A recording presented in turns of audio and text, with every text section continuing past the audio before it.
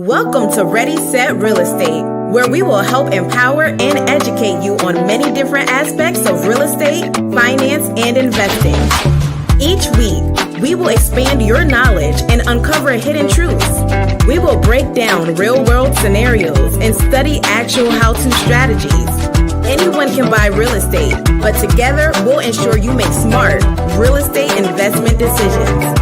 Now, here's your host, award-winning author, international speaker, and real estate educator, Lisa Gillett.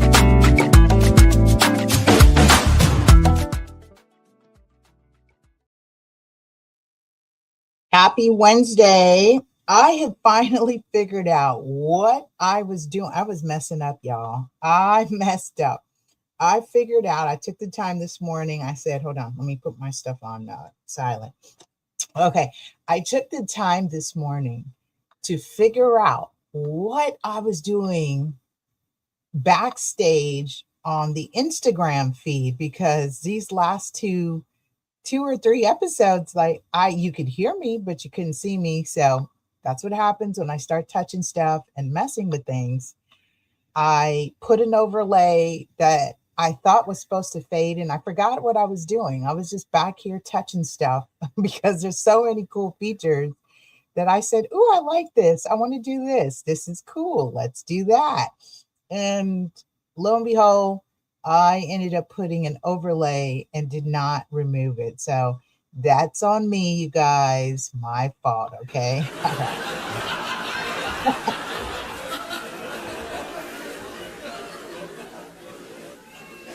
Okay. Enough of that. Welcome back to the show. Today's Wednesday. I'm dating the show. We are in August. We are in third? This is third quarter. So good stuff is happening. Let me go ahead and just let folks know we are on episode 277. That's incredible. 277 episodes going strong. We are, next year will be our 10-year anniversary. Oh my goodness, 10 years. 10 years on this thing called podcasting. And I've stumbled. I've not perfected it. I've stumbled on my way as I'm falling forward to success on podcasting. I had first this great idea and I was like, "Ooh, I think this would be cool." And then it became a thing. And now there's so many ways to podcast. In fact, I teach podcasting, how to set up your podcast in, 3 or 4 simple steps. If any of you join my podcast workshops, shout out to you. I trust that you are staying committed. That's the difference, is consistency and commitment with doing stuff like this. And understanding your why.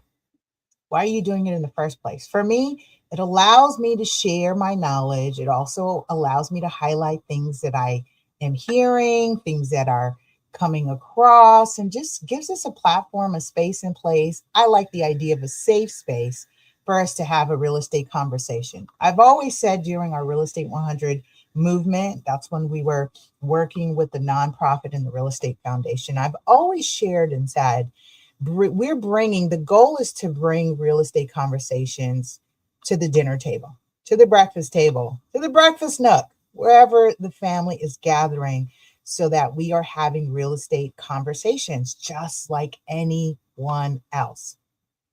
I don't want it to be where people are hearing real estate literacy for the first time when they're deciding to buy a house, deciding to rent an apartment, deciding to save for down payment, deciding to lease a commercial business or start a business. These are things that real estate literacy is important, where real estate literacy is important. So giving you my spiel this morning on 10 years, like next year will be 10 years, we're going strong. I trust we'll be doing some fun things. In fact, I'm looking forward to doing some really cool things where we will level up the show. I'm excited about that. Before I move on, I want to do something real quick. I just want to just test something out. So if you'll indulge me real quick. This thing has some cool things. So I just want to see if I do it.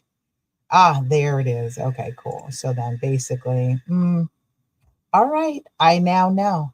That's an overlay I had. I had this overlay, and then I forgot to turn it off or didn't know how to turn it off, didn't know what I was doing. Just touching things on social media. All good. It's all good. Okay. Shout out to those of you who are tuning in on Instagram. Hold on. Let me do this real quick. Let's see. Let's get a show caption over there. Boom. Post it there. Boom. Post. All right. Cool. Pin. All right. Cool. Good stuff. Very good. So I've got a good show for you today. We are going to be talking about home inspections for sellers. These are you would know this more as a pre-sale home inspection.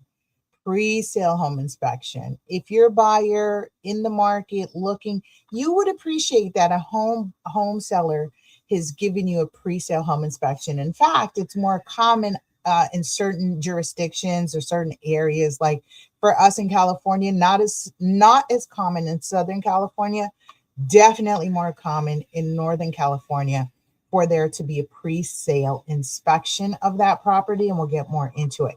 Before I jump in, I want to talk about real estate goals here. So let's talk about those real estate goals and where we are. Okay, so where are you? Where are you with these real estate goals? I am, let's see, personally. I've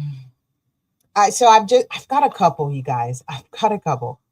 I am adding a real estate book. It almost feels like a real estate novel, but it's not going to be a novel. It'll be real estate, nonfiction. I've got an idea for this concept, and I'm excited about it because it's, I've got some really great experiences and stories that I feel you all can learn from. We all can learn from. I've learned tremendously from them. I think they make great case studies and experiences that we can learn from and then implement the lessons that from those stories. So that's one of my real estate goals is I'm coming out with this idea, not one that I've seen. I'll probably open my mouth to, my big mouth already, but it's okay. It's all right. It's all right. For those only people who are watching the show would know that this is even happening because I've not shared it with anyone publicly online, right? So it's all good. Shantae Earl is in the building. He says, hi, Lisa. Hey, Shantae, trust you are well, brother. Trust you are doing well. And how's business? I think you shared something on Instagram. Every now and then I'll chime in with messages because I get so many messages. So I've got to comb through it. So forgive me if I'm not as responsive. But I hear or I think you're working on some new stuff, maybe some AI stuff. Not sure, but you definitely can drop a line or two here and let us know what you're working on. Shantae Earl is also a real estate professional. He's been in the business. In fact, he's from what I've known and learned of Shantae, he is one of the early folks who had been investing in real estate when before market changed, right?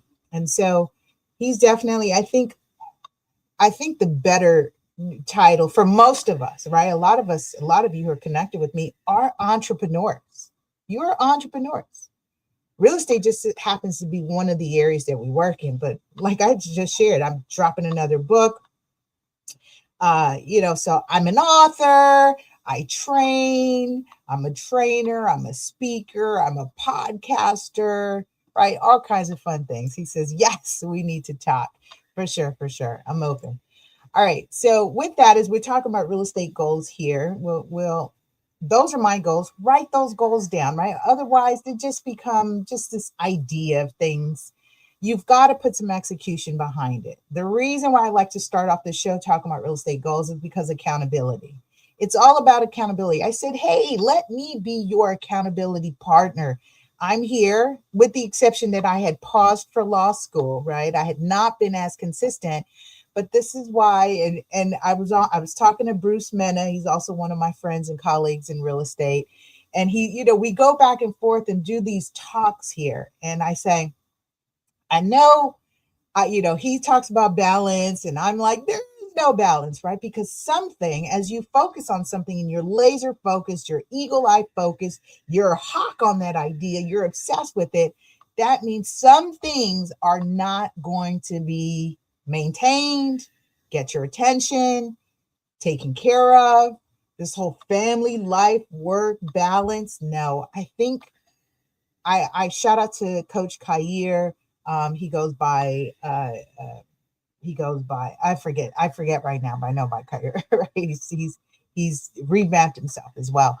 But I wanted to give him credit with saying about finding harmony, right? Harmony is being at peace with the fact that there are some things that are not going to get your attention.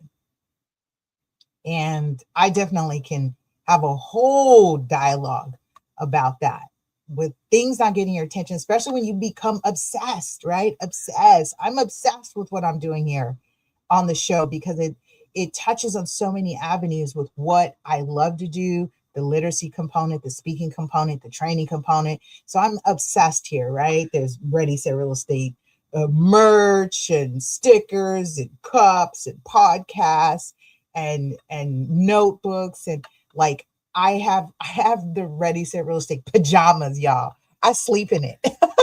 Got the Ready Set Real Estate PJ. But I'm sharing that with you as an entrepreneur. You've got to be obsessed with it, with whatever the ideas are, as we're talking about real estate goals. So this is one of my goals. I share that with you, whatever your real estate goals are. If it's saving, right? You've got to be obsessed with saving. If you're increasing saving for down payment, if you're working on improving your credit, you've got to be obsessed with making sure you're keeping your debt to income ratio, keeping the debt at 30% and under. I know people are like 40%, right? But let's if we're going to say goals, let's go in, right? Let's go all in. And let's get at 35%. I'll give you 35%, right? So keeping the debt at 35%. What else? If you are, and that means checking your credit, right? Making sure you're subscribed to the free apps of Experian, Equifax, TransUnion. They've got freebie stuff now. Now they're giving you the credit. Long gone are the days where they were selling you your credit score. Now you know. It's no secret now. Can't sell you that anymore. Now you know. So now you have no excuses to, I don't know what my credit is. I don't know what's going on because I've said on the show, and I'm going to say it again. Let me drop here real quick too. There's annualcreditreport.com. Annualcreditreport.com. Annualcreditreport.com, right? Where is it? Right here. Here it is. It's somewhere in here. I'm going to drop it in here. It's annualcreditreport.com. Make sure you are checking your annualcreditreport.com. I think it'll be easier for me to just do it this way. Check for free at annualcreditreport.com. I actually had this pre-typed. For some reason, I can't find it, but it's all good. Here it is. I got it for you. Boom. So check your credit for free. That should say check credit, right? So check your credit for free at www.annualcreditreport.com. Does anyone even say www. anymore? Not, right? Now we figured out how to get to websites without using it. It's all good. We've evolved in so many ways. Okay. I'm feeling good with that. How are you feeling? Is this good? Is this helpful? Is this good? Yeah, I'm glad.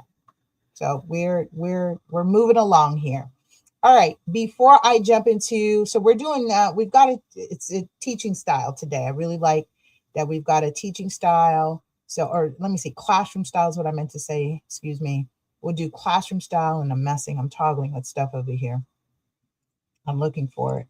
And we are going to be back after the sponsor break. Before I jump into sponsors, I do want to give a disclaimer that the information provided on this show should not be considered legal or tax advice. Please seek legal and tax advice from those reputable licensed professionals. Okay, from those reputable licensed professionals. Say that 5 times. Reputable. In any case, you know what I mean. This is all in good edutainment here, education and entertainment. If you've got a specific situation, you should call a professional, or you can reach out to me. There's my numbers down below. You can text 323-483-T. 323-488-3265. Slow down, Lisa. Slow down. This is when I get excited. When I miss seeing you guys. It's like, oh, I get to do, right? Yeah. That's how it feels in my head. Okay. Well, listen, we'll be right back after this sponsor break. And this week's sponsor, or this show's sponsor, hey, Devenio Estates. We'll be right back. We know how challenging it can be to try and sell a home while also dealing with other financial and legal matters. We are here to help. Devenio Estates is the real estate firm you need to make sure your unique situation is handled as quickly and efficiently as possible. Our team of professionals has a combined experience of over 30 years in real estate, construction, and finance industries. As active professionals in the industry, we know the importance of timelines and pride ourselves in providing superior service without compromising integrity. We use industry software and copyrighted proposals so that our real estate agents submit accurate and complete listing information and buyer offers. Our goal is to exceed your expectations and set Devenio Estates as the go-to real estate firm for excellence in advocacy and superior services for our clients. Contact us today to learn more about our services.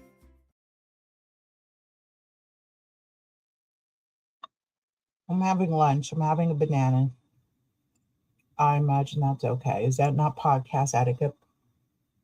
I woke up really early this morning. And I go through my morning routine. I had a great walk.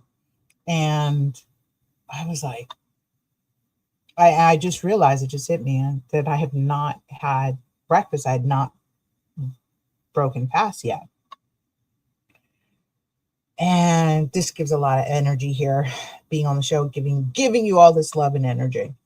All right. If you're just joining us, welcome back. You're tuning in to the #1 podcast on real estate literacy, everything on real estate, all kinds of topics. By the way, as promised, I am lining up our show guests. I'm excited. Woo! Like I said after July, give me some time. And now we're lining those guests back up. And when we first kicked off the show, it was an idea to feature the different careers in real estate, because I was working alongside the real estate literacy component, the nonprofit arm of why we were doing the show. And I believe we were able to feature over 60 careers in the real estate business. And I imagine with the advent of technology and AI, that has also exploded to creating more avenues of careers, not necessarily replacing them. We're just now figuring out ways to be more innovative, more efficient. But again, the responsibility is on us to properly be using the AI tools and things that we're using. Okay, let's move on. Let's rock and roll. I almost feel like, now that I've got my Instagram working, I feel like I want to do a repeat of the episode from yesterday, but it's all good. I'll reshare snippets of that episode. It was a good one yesterday. It was important information. Episode 276. If you've missed it, check out the replay on Spotify or anywhere you listen to your podcast. We were discussing, why did I say yesterday? Oh my gosh, last week. Did this last week. Episode 276. Hold on. Let me just talk about episode 276. I got a lot of great feedback, and people were like, oh my gosh, this is so important. This is so needed. We were discussing, and let me see. Let me bring that real quick here. I think it was this one. So remove this one. This is what we were discussing last week. I just want to talk about the problems. If you are an heir successor and you're running into problems with your lender in maintaining the decedents, you've lost a loved one and they had a mortgage on that property, and you're trying to assume that mortgage and maintain that mortgage, definitely reach out to the Consumer Financial Protection Bureau, consult with an attorney. because you have rights. You have rights, and you want to protect those rights, and you don't want to automatically wipe out the equity in the home just because you have to, they're making it difficult for you to assume it. So I just wanted to say that. Okay, what we're now talking about today is 277, episode 277, which is home inspections for sellers. Sweet. Listen, know before you contract. Know before you contract. I think I've got like top 3 tips here, and I'm just going to dive into it. Home inspectors are thorough. They're not perfect, but they are thorough. And it's another set of eyes that is going through your home and finding out and looking for issues. They're not going through your home with the intention of looking for perfection. They are looking for problems, issues, things that a potential buyer would be concerned about. This is not about making you feel bad that your home is not in great condition, because even if we're doing our best, there are things that are going to happen. You will have a leak. In fact, I was looking at this Long Beach listing, that popped up on Long Beach, and there was a disclosure. They likely had a pre-sale inspection, and there was a disclosure that the pool pipe is leaking. So we now know, right, as a buyer and a buyer's agent, we now know how moving forward, walking in, that there's going to be some issues with the pool, right? Maintenance with the pool, some other things. So we should get a pool professional out to check the workings and the systems of the pool.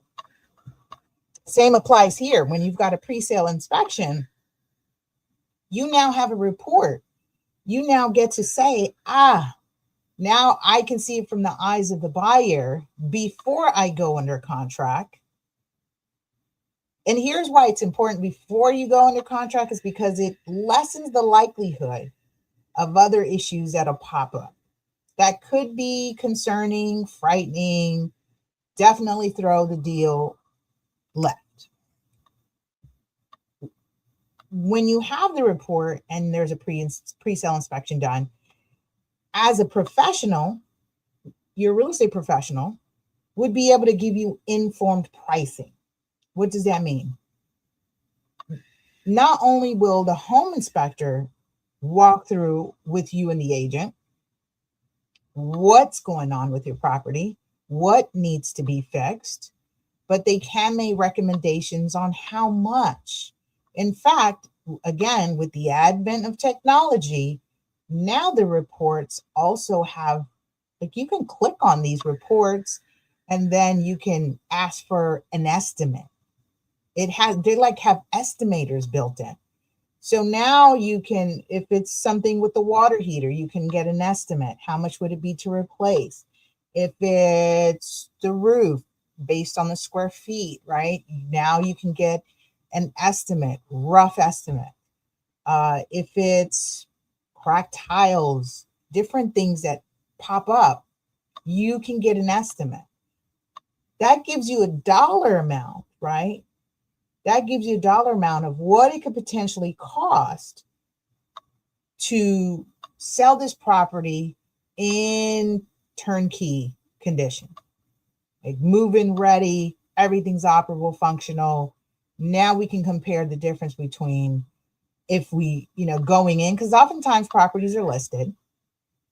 I do this certainly because oftentimes clients, again, unique to Southern California and maybe where you are, sellers are not typically going to do a pre-sale inspection, and that's fine. You don't have to.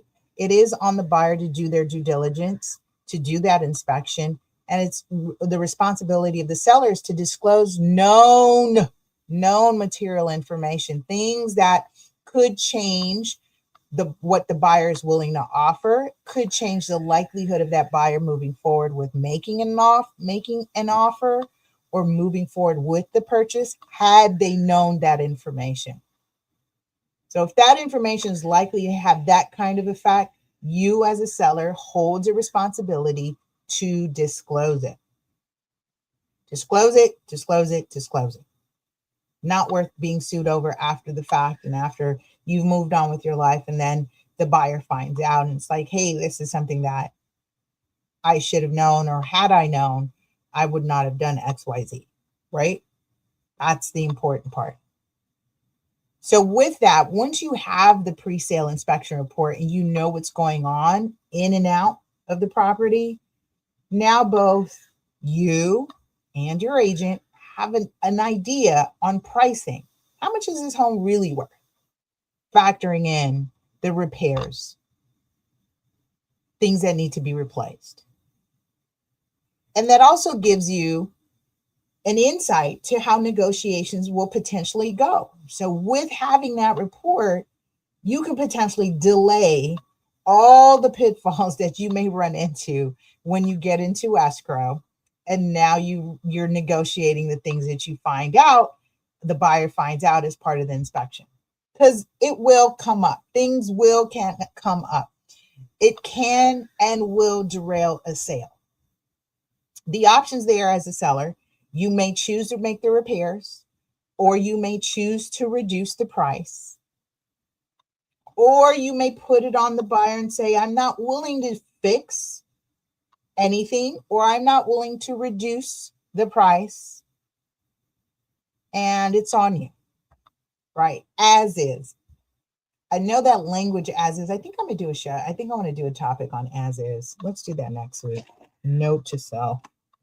We're going to talk about as is, because there's no such thing as is. There really is no such thing as is when buying a property, right? Very good. If you put that on the buyer, then they can ultimately choose to cancel. It's okay.